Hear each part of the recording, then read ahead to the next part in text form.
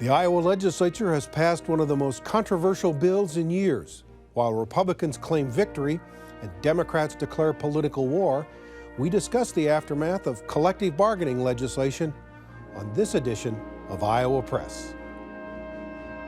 Funding for Iowa Press was provided by Friends, the Iowa Public Television Foundation, Iowa Community Foundations, an initiative of the Iowa Council of Foundations, connecting donors to the causes and communities they care about, for good, for Iowa, forever.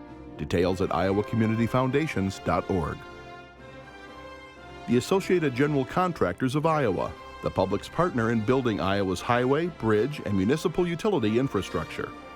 I'm a dad. I am a mom. I'm a kid. I'm a kid at heart. I'm a banker. I'm an Iowa banker. No matter who you are, there is an Iowa banker who is ready to help you get where you want to go. Iowa Bankers, allowing you to discover the genuine difference of Iowa banks. Iowa Communications Network. The availability of high-speed broadband service is essential to fulfilling the promise of a connected Iowa. ICN's Broadband Matters campaign showcases the importance of delivering broadband to all corners of Iowa. Information is available at broadbandmatters.com. UIE Care is helping provide access to healthcare services to more Iowans. By offering online visits with a University of Iowa healthcare provider, UIE Care helps Iowans seek medical care without leaving home. Learn more at uiecare.com.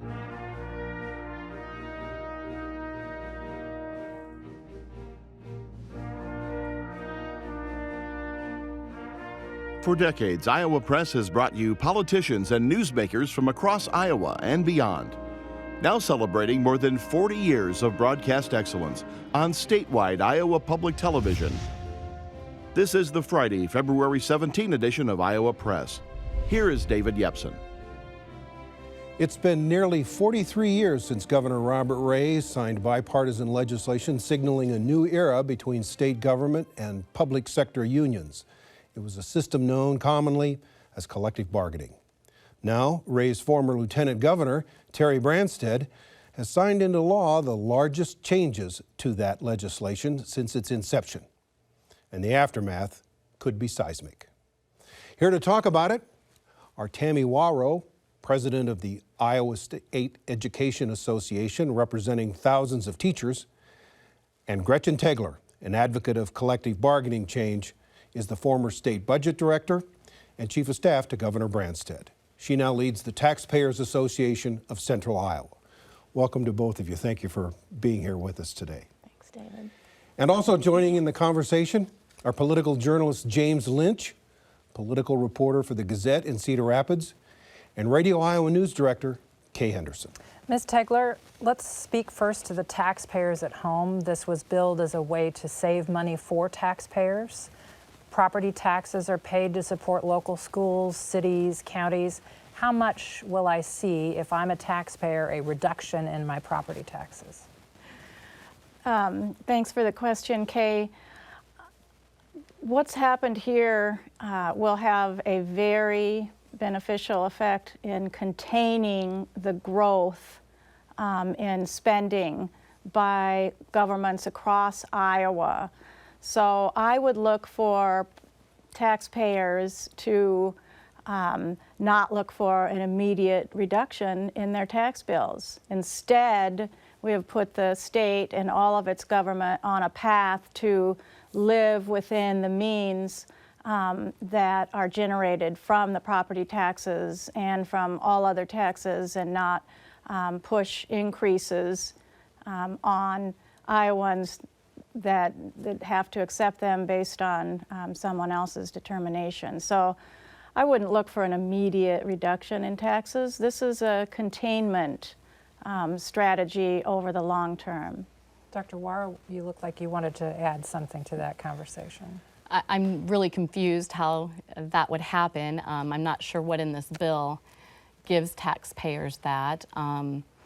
It would seem to me the fiscal note on here says it's inconclusive, so I'm not sure where we would see that. I do think there will be impacts in that many people are not going to be spending. They're going to be holding back because they're just not sure what they may make the next year. But I think the same amount of money will be spent. It might be spent in different ways for different people. Let's follow that with the impact in the classroom? As parents and school children, what are they going to see? What change is going to happen in this classroom? And how soon are we going to see those changes? Well, this bill makes it illegal for teachers to sit down and talk about safety concerns with their administrators as far as putting it into an agreement.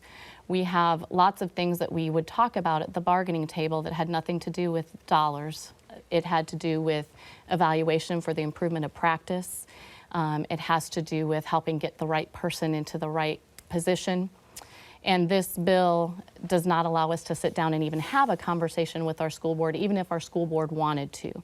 So directly impacting our classrooms, the other piece is new teachers coming into the profession. This bill takes away just cause for someone in their first or second year of teaching. They can be let go for no reason. And that is a big concern for our first and second year teachers who are on an initial license. So I think our impact of bringing new teachers into Iowa is going to be dramatic. But those numbers have already dropped, the number of people going into teacher education programs. Right. And you think this will cause that number to go down faster? I do, I really do. My own son is in teacher prep program in Minnesota, and my heart is heavy because I firmly believe he may have to stay in Minnesota to be secure in knowing what he will make as an educator, what benefits he will get, and if he can raise a family in our state. Are we likely to see a wave of teacher retirements as a result of these changes? I believe not just because of the changes that are in here, but of the passion that came with it, the actual disrespect for the teaching profession that was in this bill is having many people question if they're going to stay longer. They give their heart and soul every day, and many of the debate centered around the work that teachers do, and that was late in the night that they didn't even get to hear.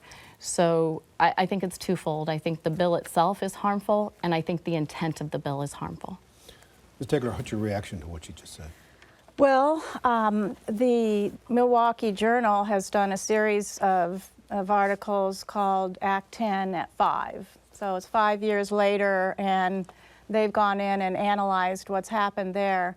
And there was, in terms of teacher enrollment, that has been on the decline, and following Act 10, there was an initial reduction, but now it is all back on the same long-term trend as has always been there. The same is true with teacher retirements. There was an immediate impact, but now it is back to the level that it was and is back on the long-term trend. So those things haven't played out elsewhere with very similar bill language. In terms of the impact on teaching, keep in mind, and this is something I've learned over the years, that a lot of the folks, most of them that are in jobs that are part of the collective bargaining system in the public sector, have not worked in a different management environment. And so it is scary to think about what could be different, but the reality is, in a different environment where the actual managers are doing more than making sure that contract language is adhered to, they become, their job becomes helping teachers succeed, helping employees be successful, concentrating on what needs to happen to get the best outcomes. It's an environment and a culture that allows excellence to really thrive. So I think it's unfortunate that such fear has been planted, because the vast majority of Iowa public employees are great. And I think they're going to find out that once some of the fetters come off in terms of how everyday business is dictated and how pay is administered, they're going to find an environment that is very positive.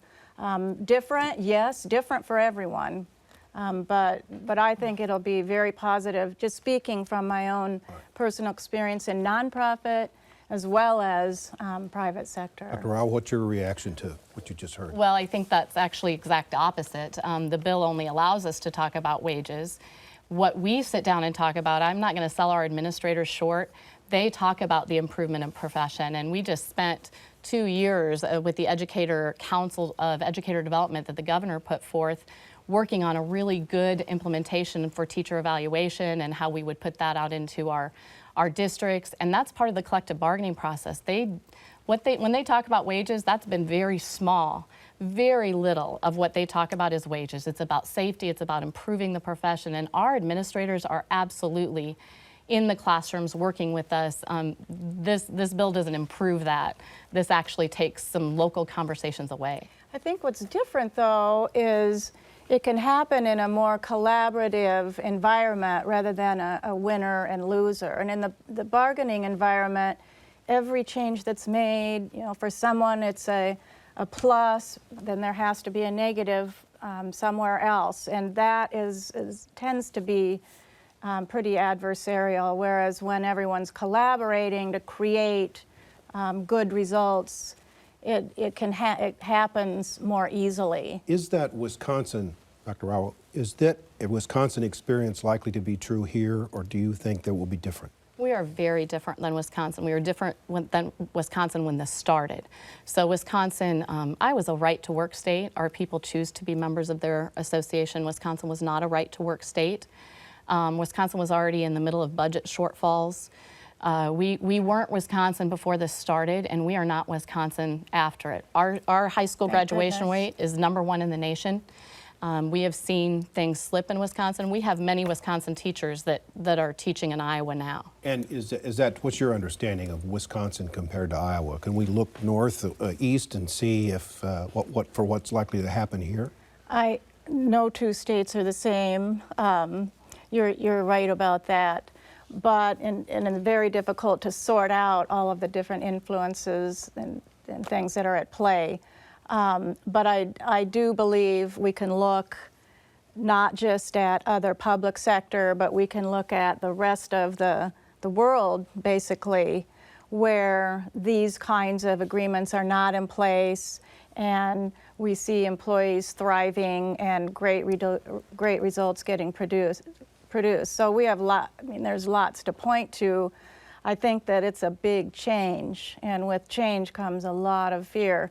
But we believe that we will see not just better outcomes because of the loosening and the flexibility that now is given in these environments, but also it is true that, and looking at the data, and this is how taxpayers are affected, that over the years, the bargaining agreements do create new spending that is greater than what the resources are available to spend that, to fund those. And so you have this constant erosion or cannibalization of the budget going on, and that affects public services. I want to shift gears and talk. Taxpayers care about value.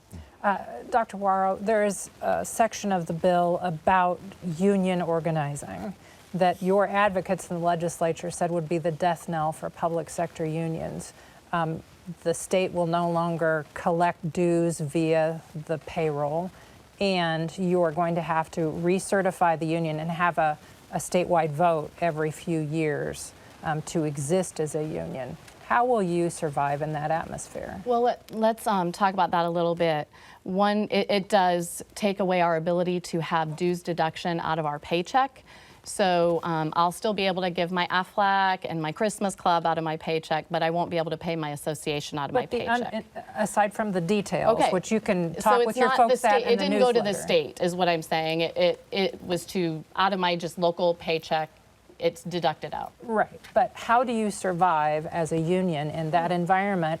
We hear from Wisconsin that they feel as if their public sector unions were neutered by that law. So again, very different than Wisconsin. 40% of our membership are already on electronic funds transfer, where they take it right out of their bank account anyway. So we will just continue to move the rest of ours to that.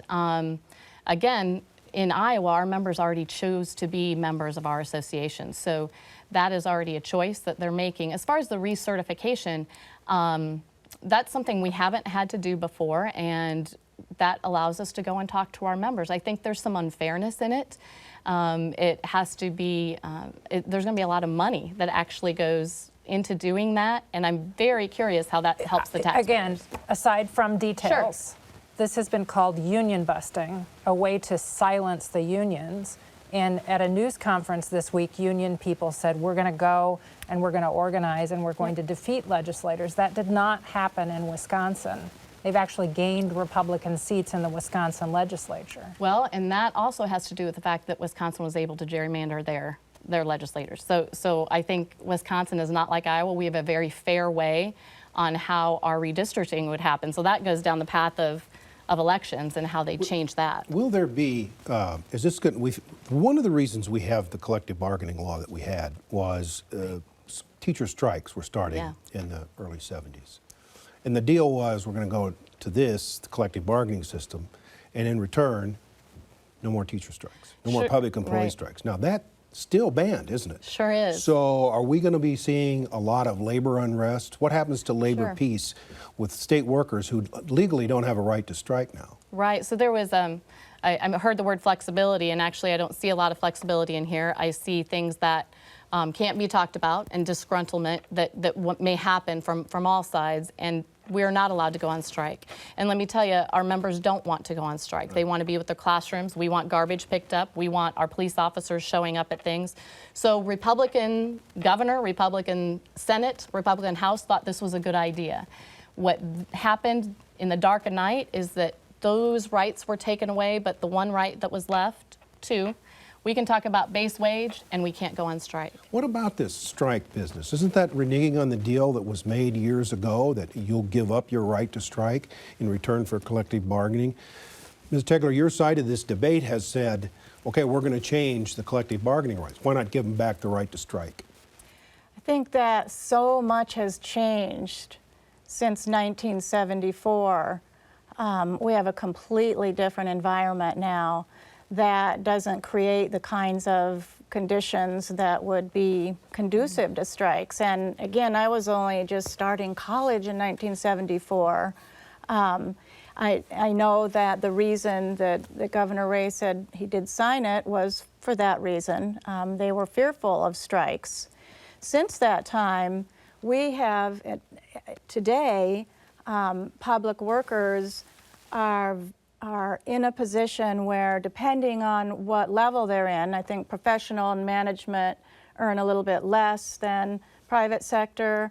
The service sector earns a lot more, but all across the board, the benefits are far, far, far greater than they have been. And I don't think, and the experience has shown also, those aren't going to go away overnight. They're probably going to continue to be better. So we have a whole workforce that's really at a place, a very good place compared to where they were. Do you have a quick reaction to that? Well, I don't think we have any guarantees of what our benefits will be like on July 1 for many of our members. So I don't think that's fair. No one does. No. James?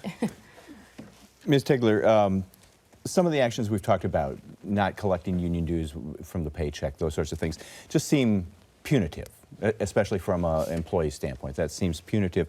What employer wants to make employees mad or irritate them rather than sort of assist them and maintain labor peace, as David said? And I think that's the other thing that has changed is management today, management theory and management practice. People don't want to aggravate employees. They want to keep employees. So why take away those little details? Why take it away? The legislature, again, I can't speak for them, and I don't have strong feelings on these elements of the bill, but I'm guessing the thought process was that creates a real, advantage and source of income for a group that it would be hard to differentiate from others. Okay. Well, let me ask it a different way. Are you a registered Republican? I am. Do you agree with your party's platform that public sector unions should go away?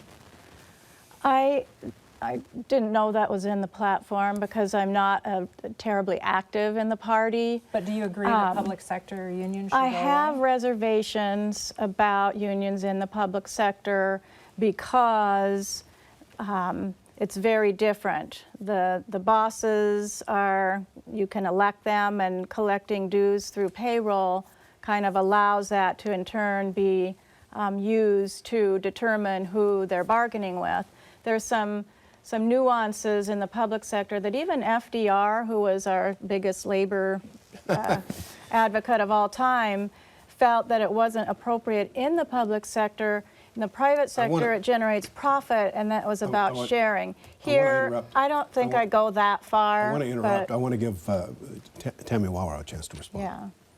I'm not sure what I'm responding to. Can you re-ask the question, or Is this a union busting thing?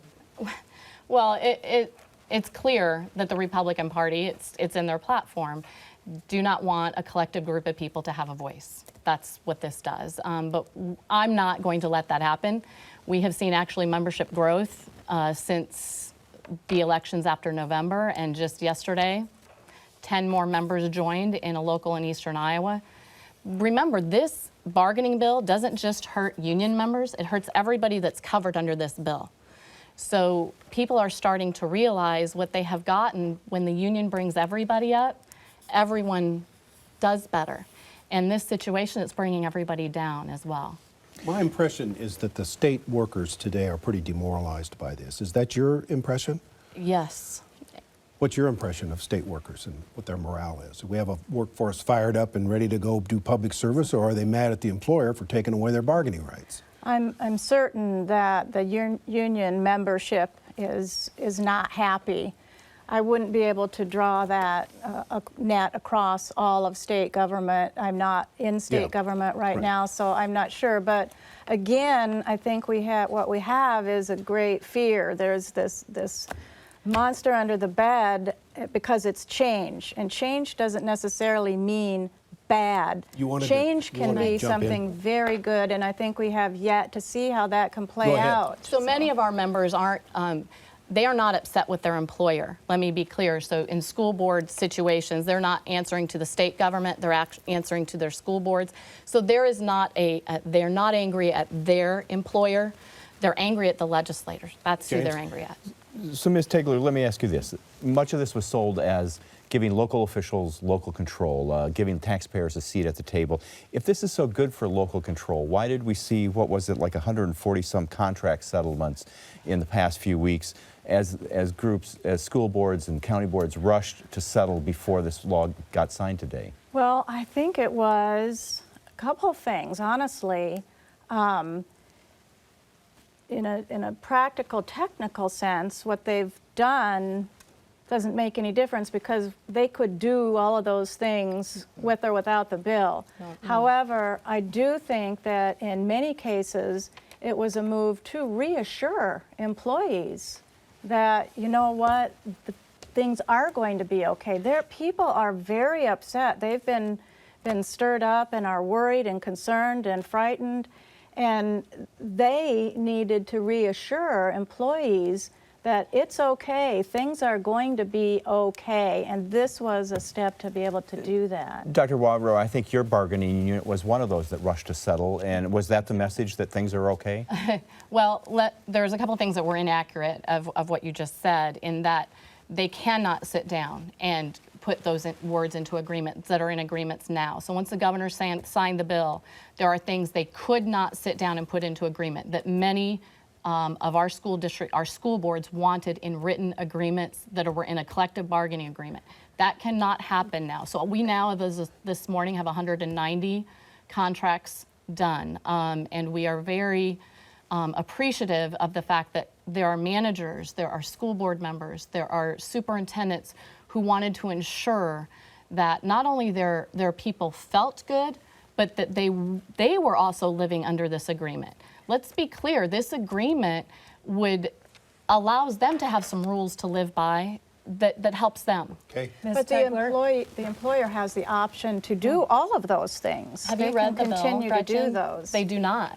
Whether they're written down in the agreement or not, the employer can say, well, we're going to continue to do the health plan that we always have. They could continue to manage by seniority 100%. They can do everything that might be in these agreements. It just isn't written down. It doesn't preclude anything. So it's a symbolic move, and I understand It's much more why than they would symbolic. do that. Okay, I want to move to on provide reassurance. I want but to it- move on to another Can you subject here. reassure teachers and other state workers, local government workers, that their pensions won't be changed? A lot of the discussion we heard was that that's the next wave. Oh, goodness. At least from our standpoint, from the taxpayers of Central Iowa, we have never suggested that we would take away the pension or anyone that's in the system But what they have Governor already Branstad earned. told us as reporters We that look you were at going to new come up with a employees. pension reform plan. Well, pension reform means lots of different things, and it's very important to understand that our approach is about retirement security. The people that are in these plans now, if we don't do something different for future employees, and we continue to compound the risk that is in these plans, then everybody in these plans now is at much greater risk. So we've if only we're, got a minute left, so we excuse care me. about retirement security. Excuse me, we only have a minute Yeah. left. New employees What's are your a reaction different to that? matter. To Pension, this? yeah. Well, Is that we up ha- next in the or taking on IPERS in next? I would certainly hope we would do things that our community needs done, and that wouldn't be. We absolutely need to sit down and talk about our members pay 40% of it. It's a 60-40 split in Iowa. Again, unlike other states, we are very much at the table, and we want a well-rounded, good system. And employees should have, members should have a, Yep. certainly, part of that So you discussion. don't think the legislature is teeing up now to take on public employee pensions in any way? Scratch the box on I this. hope You have they, no- I hope they are teeing up the look at what we have. Is it the best thing going forward for new employees? We need to do some things different in order to provide retirement security to those who are in the system. We really need to look at doing something different for those who may be coming into the system. And I look forward to it. We had a gentleman Well, here yesterday talking When about they knocked how on our much better it doors, can when they be. knocked on our doors and talked to constituents across the state, they didn't talk about changing Chapter 20, and they didn't talk about changing our retirement system. I'm out of time. We are Thank out you, of time. I'm out I of time. can't believe it. We didn't even talk about health The bill. benefits. We'll return next week with another edition of Iowa Press. Next week only at our regular Friday night time of 7:30 before special festival programming that weekend. For all of us here at Iowa Public Television, I'm David Yepsen. Thanks for joining us today.